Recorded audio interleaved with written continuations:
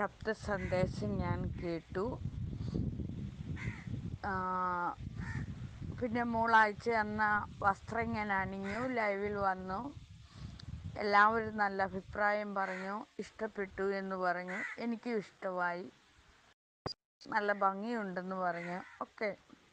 പിന്നെ ലൈവിൽ, അതായത് തത്സമയം ഞാൻ എന്താണ് വരാത്തതെന്ന് വെച്ചാൽ, അവിടെ വന്നാൽ തന്നെ 1.5 മണിക്കൂർ ലൈവിലിരിക്കണം.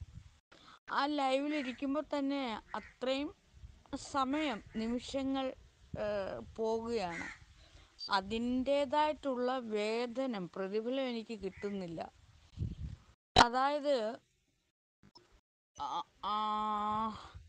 അവിടെ കമൻറ്റ് എഴുതാനായിട്ട് ആൾക്കൂട്ടമാണ് വരുന്നത്. മോൾക്ക് തന്നെ അറിയാമല്ലോ, പല സ്വഭാവത്തിലുള്ള ആളുകളാണ് വരുന്നത്. അപ്പോൾ അവരിൽ നിന്നും ആ എഴുതിയിടുന്ന നെഗറ്റീവ് ആളുകളാണ് മുഴുവൻ എഴുതിയിടുന്നത്. അപ്പോൾ ആ നെഗറ്റീവ് എഴുതിയിടുന്നത് വായിക്കാനായിട്ട് ആളുകൾ വരും.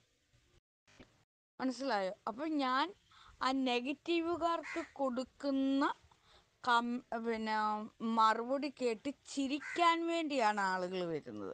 മനസ്സിലായോ? അപ്പോൾ നെഗറ്റീവ് എഴുതിയിടുന്നത്, ആ എഴുതിയിടുമ്പോഴേ അവർക്ക് ഞാൻ എന്തെങ്കിലും വിധത്തിലുള്ള ഒരു മറുപടി കൊടുക്കുമ്പോൾ അത് കേട്ട് പൊട്ടരെ പോലെ നിന്ന് ചിരിക്കാൻ വേണ്ടി മാത്രമാണ് ആളുകൾ കൂടുന്നത്. എന്നാൽ അത് എൻ്റെ ജീവിതവും കൂടിയാണെന്നും അതിലൂടെ ഞാനൊരു വരുമാനവും കൂടി ഉണ്ടാക്കുന്നു എന്നും ആ ചിരിക്കുന്നവർ പോലും മനസ്സിലാക്കി എടുക്കുന്നില്ല. ജീവിച്ചിരിക്കുന്ന എൻ്റെ ജീവിതം കൂടിയാണെന്ന് പോലും ആളുകളത് മനസ്സിലാക്കുന്നില്ല. പലരും വന്ന് പറയാം, എന്താ നാങ്കൾ ലൈവിൽ വരാത്തത്? അപ്പോഴും അവർ മനസ്സിലാക്കുന്നില്ല.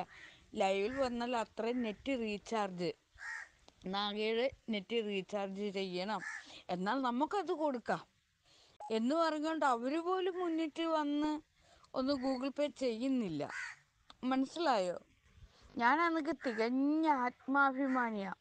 എനിക്കാരെങ്കിലും എന്തെങ്കിലും തരുവാണെങ്കിൽ അത് മറ്റേതെങ്കിലും വിധത്തിൽ ഞാനത് അവർക്ക് കൊടുക്കും.